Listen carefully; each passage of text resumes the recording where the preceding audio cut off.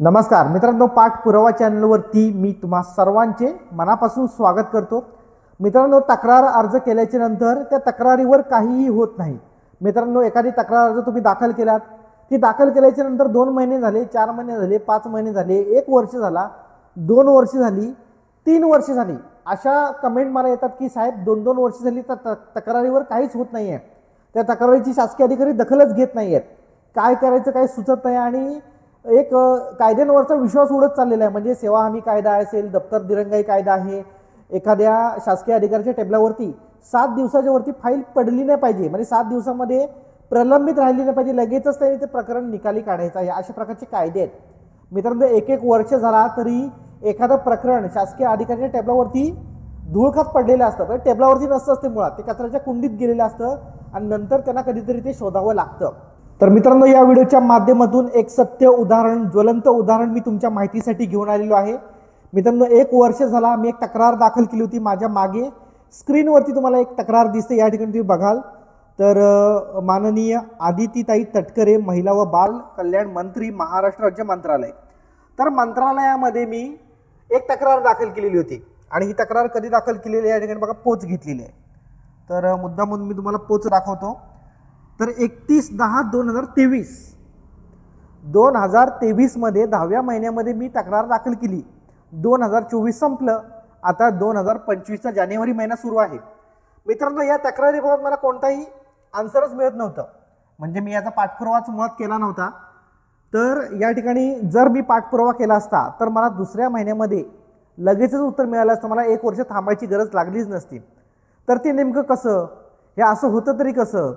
तर मित्रांनो, या ठिकाणी ही जी प्रक्रिया, ही 2 वर्षे हे माझं प्रकरण रखडलेलं होतं आणि याच्यावर मी माहिती अधिकाराचं टोचन लावलं। म्हणजे काय, या तक्रारीवर मी एक माहिती अधिकार अर्ज केला आणि काय विचारलं की अशी मी तक्रार दाखल केली होती, या तक्रारीची मी झेरॉक्स प्रत जोडली त्या अर्जासोबत आणि माझ्या दाखल केलेल्या तक्रारीवर काय कार्यवाही झाली याची मला तपशील माहिती मिळावी, एवढाच माहिती अधिकार अर्ज तो पण मी ऑनलाईन केला होता मंत्रालय स्तरावरती।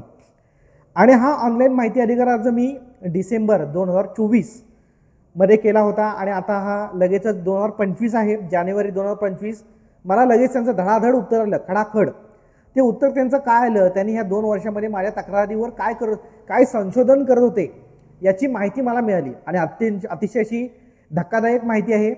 तर आपण बघूया नेमकी काय त्यांनी माहिती दिली ती।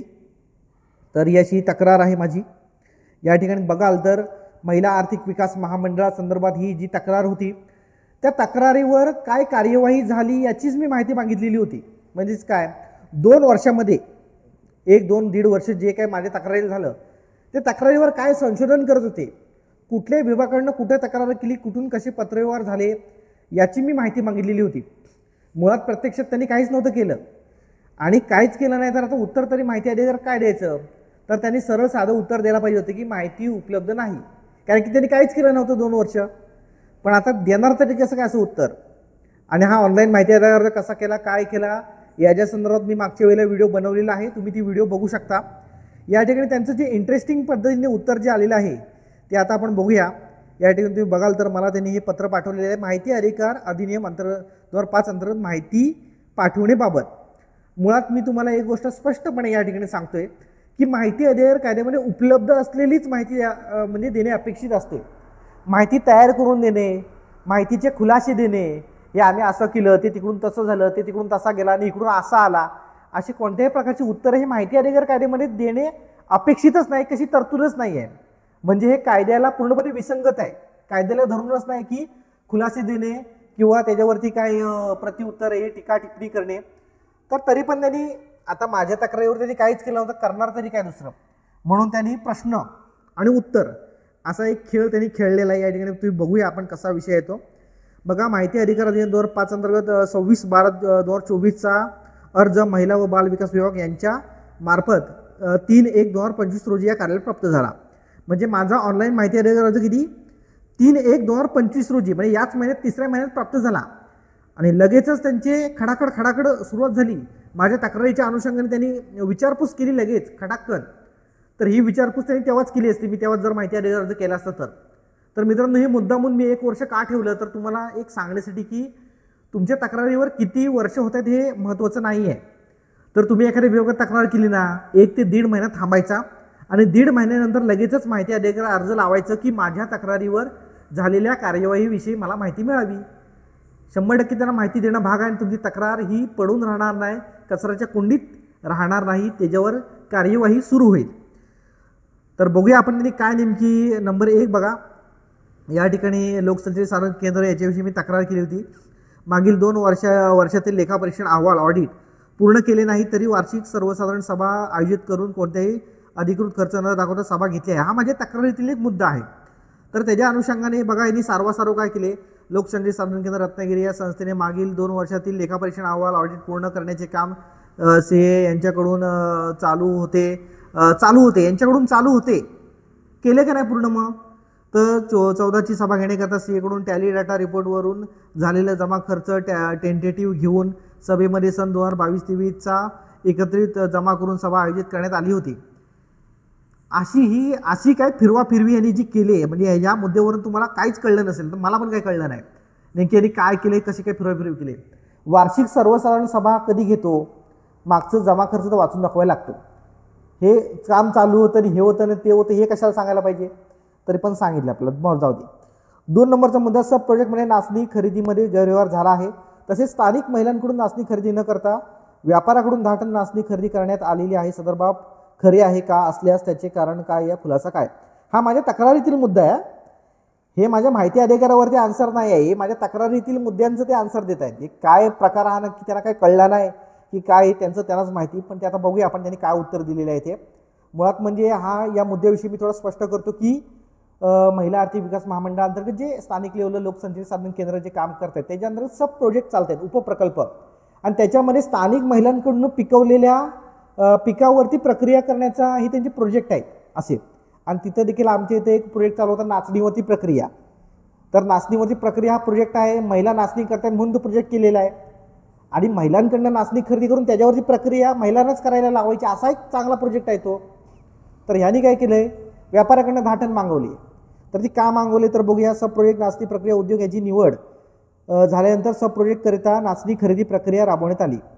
सब प्रोजेक्ट नाचणी प्रक्रिया उद्योग याची निवड झाल्यानंतर, नाचणी प्रक्रिया उद्योगाची निवड झाल्याच्या नंतर नाचणी खरेदी प्रक्रिया राबवण्यात आली. सदर प्रक्रियेनुसार वृत्तपत्रात जाहिरात देऊन स्थानिक शेतकरी नाचणी विक्री करता तयार होत नव्हते. वृत्तपत्रामध्ये जाहिरात देऊन स्थानिक शेतकरी नाचणी देण्याकरता तयार होत नव्हते. याच्या मागचं लॉजिक काय मला थोडंसं समजून जर सांगितलं कोणी. वृत्तपत्रामध्ये बातमी दिल्याच्या नंतर काय शेतकरी घाबरले, अरे बापरे आता पेपरला बातमी आल्या, अरे कसं काय तर नाचणी विकायची आपण, असं थोडी झाले. तिथं वृत्तपत्रामध्ये बातमी आल्याच्या नंतर शेतकऱ्यांचा काय संबंध काय जशी नाचणी दर देण्याचा.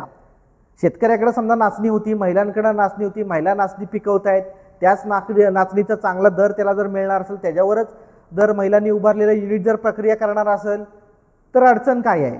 मुळात जर नाचणी होती का नव्हती, नाचणी नव्हती तर प्रोजेक्ट तरी कशाला उभारला गेला, इत्यादी प्रश्न या ठिकाणी उभे राहतात. परंतु ही सारवासारव बघा कशी येते. म्हणून सदर प्रक्रियेनुसार वृत्तपत्रात जाहिरात देऊन नाचणीची दरपत्रक मागवण्यात आली. प्रक्रिया खरेदी समितीच्या माध्यमातून राबवली असता गटातून 10 टन नाचणी साफ व योग्य पॅकिंग तसेच युनिटच्या ठिकाणी पुरवण्यास असमर्थ होते. यांचं सांगितलेलं आहे. महिला बचत गट जे आहेत ते असमर्थ होते कशासाठी, नाचणी पुरवण्यासाठी. मग त्यांना समर्थ करण्याचं काम कुणाचं होतं, त्यांना सक्षम करण्याचं काम कुणाचं होतं, या संस्थेचं होतं ना. नाचणी कशी साफ करायची, नाचणी कशी पिकवायची, याच्यासाठी यांनीच कार्यशाळा घेतल्या असतील. त्यांचं तेच काम असतं, इकडं अभ्यास दौरे कर, हे कर ते कर. इथं स्वतः महिला आर्थिक विकास महामंडळ काय म्हणतंय की महिला 10 टन नाचणी पुरवण्यासाठी असमर्थ होत्या. म्हणून काय केलं तर या प्रायव्हेट कार्यकारिणी असल्याने त्यांचे कमी दर व नियम अटीमध्ये बसत असल्याने त्याच्याकडून नाचणी खरेदी करण्यात आली. म्हणजे शेतकऱ्यांचा दर परवडत नव्हता, त्याचे कमी दर होते. स्थानिक महिला शेतकऱ्यांचा दर हा CMRCला परवडत नव्हता. म्हणून त्यांना काय करायला लागलं की व्यापाऱ्याकडनं नाचणी मागवावी लागली, असं हे स्वतःच म्हणताय. हे काय मी म्हणतच नाही याच्यामध्ये. म्हणजे तुम्ही पाहिलं असेल की नाचणी एक थीम घेऊन काम करणारा एखादी संस्था आहे, एखादा महिला बचत गट आहेत. महिला बचत गटांनी पिकवलेली नाचणी खरेदी करून ती मग 2 पैसे जास्तीने जरी खरेदी करायला लागली तरी हरकत नाही. कारण की आता आजकाल फार्मर प्रोड्युसर कंपन्यांचा तुम्हाला माहिती आहे चांगला जाळा आहे. त्याच्यामध्ये काय उद्देश काय आहे तर फार्मर प्रोड्युसर कंपनी ही शेतकऱ्यांनीच तयार केलेली आहे. 2 पैसे जास्तीचे देऊन शेतकऱ्याकडून ती माल खरेदी करणार आणि त्याच्यावरती प्रक्रिया करणार. म्हणजे त्याच टाईपमधली कन्सेप्ट ही आहे. आणि या ठिकाणी म्हणलेलं आहे की व्यापाऱ्याकडची नाचणी परवडणारी होती आणि महिलांची नाचणी ही साफ केलेली नव्हती आणि असं नव्हतं तसं नव्हतं, त्यामुळे ती परवडणारी नव्हती आणि असं तसं हे काहीतरी टेपरा लावलेलं आहे तिथं. काय सांगायचं आहे यांना, काय सांगण्याचा प्रयत्न करायचा हेच कळत नाही आहे. तर पुढे आपण बघू तिसरा, नाचणी प्रक्रिया युनिट बेकायदेशीर जागी उभारली जात आहे, हे खरे आहे का? नाचणी प्रक्रियेमध्ये वापरल्या जाणाऱ्या मशीनमध्ये 50 लिटर क्षमता असणारे डिझेल पिंप असताना अशा परिस्थितीत महिलांच्या सुरक्षेची कोणत्याही प्रकारची उपाययोजना केलेली नाही. तर बघा, नाचणी प्रक्रिया युनिट हे खेडजवळ बोस्ते गावामध्ये उभारण्यात आले आहे. जागेच्या ठिकाणी इतर व्यावसायिक गाळे आहेत, तसेच संबंधित गाळा मालक सोबत भाडे करार देखील करण्यात आलेला आहे. नाचणी प्रक्रियेमध्ये वापरल्या जाणाऱ्या मशीनमध्ये 50 लिटर क्षमता असणारे डिझेल पिंप आहे आणि अशा परिस्थितीत महिलांच्या सुरक्षेसाठी 2 युनिट ते फायर एक्सटिंग्विशन ठेवलेले आहेत, असं काहीतरी लिहिलं आहे पुढे त्यांनी. तर मित्रांनो, या ठिकाणी मी काय म्हणते की ते बेकायदेशीर जागेमध्ये उभारलेले, म्हणजे थोडक्यात तुम्हाला सांगायचं झालं तर ते पार्किंग प्लेसमध्ये पत्रा लावून त्याच्यामध्ये ते सगळं केलेलं आहे. ते पूर्णपणे इल्लिगल आहे. आता ते इथं हा पत्र मला आला आहे वरिष्ठ स्तरावरनं. आता मला त्यांच्या ग्रामपंचायतला तिथल्या लोकल लेवलला पत्रव्यवहार करायला लागणार आहे की असे पार्किंग प्लेसमध्ये हा जो बेकायदेशीर युनिट आहे तो तात्काळमध्ये बंद करावा. तो बंद झाल्याच्या नंतर यांना कळेल की अरे खरंच बाबा बेकायदेशीर जागेत होता.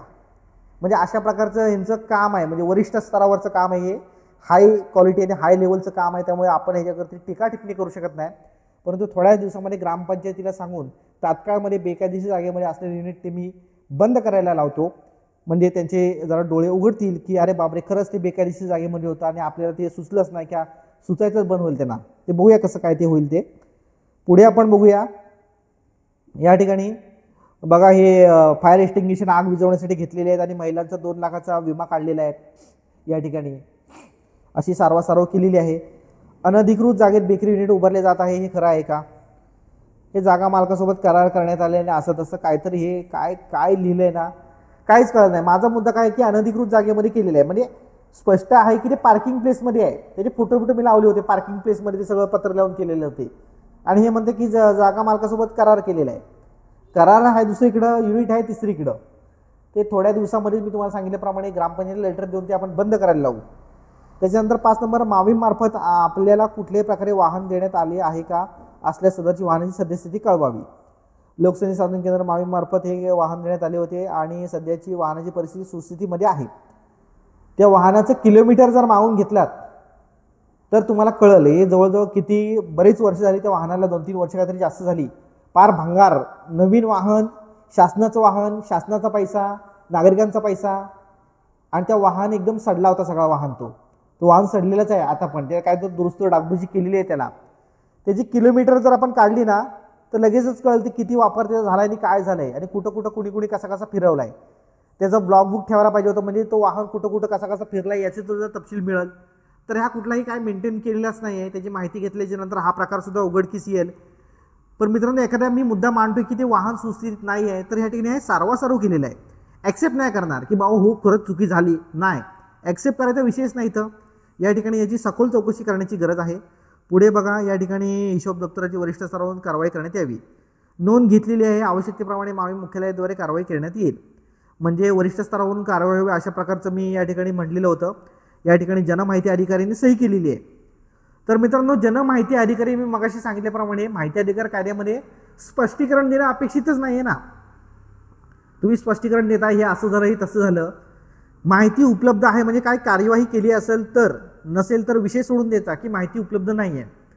आता याच्यावर आपण काय करणार आहोत, तर आता हे जे कसं टेपरा लावलेले आहेत, मी मुद्दामून तुम्हाला याचं उत्तर का दाखवलं तर बऱ्याचशा नागरिकांच्या बाबतीत अशी घटना घडतात की वर्ष 2-2 वर्ष हे काय करत नाहीत आणि माहिती अधिकार पडल्याच्या नंतर अशी प्रकारची सारवासारव करतात. तर हे उत्तर चुकीचं आणि दिशाभूल करणार आहे. बरोबर, म्हणजे काय कायद्यामध्ये अशी तरतूदच नाही की खुलासे द्या म्हणून. उपलब्ध असेल तर, म्हणजे एखादी तक्रार दाखल केल्याच्या नंतर ती आठवड्याने कुठे गेली, मग त्या संदर्भात काही पत्रावर झाला असेल तर तो द्यायचा आहे. दुसऱ्या आठवड्यात कुठे गेली, तिसऱ्या आठवड्यात कुठे गेली, चौथ्या आठवड्यात कुठे गेली, 4 महिन्यानंतर त्याचं काय झालं, ते निघाली की नाही. म्हणजे जी काही प्रोसेस ही 2 वर्षात झालेली आहे त्याची माहिती द्यायला पाहिजे होती. यांनी काय केलं, माहिती अधिकार अर्ज झाल्याच्या नंतर धाडधड पत्रव्यवहार करायला सुरुवात केली. अरे बापरे, आता ही माहिती द्यायची कशी द्यायची, तक्रारीवर काय केलेलंच नाही आहे, त्यामुळे असं सारवासारव करून दिलेलं आहे. तर मित्रांनो, ही खरी पॉवर आहे माहिती अधिकार कायद्याची. मला बऱ्याचशा नागरिकांना या व्हिडिओच्या माध्यमातून सांगायचे की बऱ्याचशा नागरिकांच्या तक्रारी कुठे अडल्या असतील, तुम्ही 100% माहिती अधिकाराचं टोचन लावा की माझ्या तक्रारदारावर काय झालं. झोपलेले जागे होतील, खाडकन उभे राहतील आणि तुमचे काय असेल ते 4-5 दिवसात तुम्हाला आन्सर तुमच्या तक्रारीचं मिळून जाईल. जे काय असेल ते बरे मग हे असं देतील, पण ते देतील. आता याच्यावर सुद्धा आपण आता त्यांची भूमिका आपल्याला कळली. याच्यावरनं त्यांना काय हे ॲक्सेप्ट नाही करायचं की आमच्याकडून चुका झालेल्या आहेत. याची सखोल चौकशी इन्व्हेस्टिगेशन करणं हे भाग आहे. त्यामुळे वेगवेगळ्या विभागामध्ये ज्या ज्या विभागाचा संबंध आहे, त्याच्यामुळे फूड डिपार्टमेंट असेल, असा कोणता डिपार्टमेंट आपण सोडणार नाही. संबंधित लोकल अथॉरिटी असेल, या युनिट आणि या कामकाजासंदर्भात जे कोणी सगळे जेवढे डिपार्टमेंट येतात त्या डिपार्टमेंटवर प्रत्येक विषय वेगवेगळा ठेवून सखोल चौकशी आपण करायला त्यांना सांगणार आहोत आणि या विषयासंदर्भात चांगला प्रकारचा निकाल आपण लावण्याचा प्रयत्न करणार आहोत. मित्रांनो, नेमकं काय घडतंय, अधिकाऱ्यांची भूमिका काय असते हे सांगण्याचा प्रयत्न मी माझ्या व्हिडिओच्या माध्यमातून करत असतो. यामध्ये कोणत्याही अधिकाऱ्याने राग मानायचं कारण नाही, कारण की तुम्हाला कळलं असेल की आता बघा 1.5 वर्ष झाला, हे आन्सर तेव्हाच द्यायला पाहिजे होतं की नाही, तेव्हा द्यायला पाहिजे होतं पण नाही दिलं. मग याच्याबद्दल तुम्हाला काय वाटतं मला कमेंट करून कळवा. नागरिकांच्या कमेंट पण एवढ्या भयानक असतात की मी वाचून कधी कधी घाबरतो. परंतु मला नागरिकांना एवढंच सांगायचं आहे की 100% प्रकरण निकाली निघतात आणि दखल घेतली जाते. तुम्ही थोडासा प्रयत्न करा आणि टेक्निकल प्रयत्न करा. आपल्या पाठपुरावा चॅनलच्या माध्यमातून तुम्ही बरेचसे फॉर्मॅट व्हिडिओ बघू शकता, कसं करायचं, काय करायचं आणि कसं नियोजन लावायचं. तुम्हाला ही व्हिडिओ कशी वाटली आम्हाला कमेंट करून नक्की कळवा. आपल्या चॅनलवरती तुम्ही नवीन असाल तर सबस्क्राईब करायला अजिबात विसरू नका. पुन्हा भेटू मित्रांनो. जय हिंद, जय महाराष्ट्र.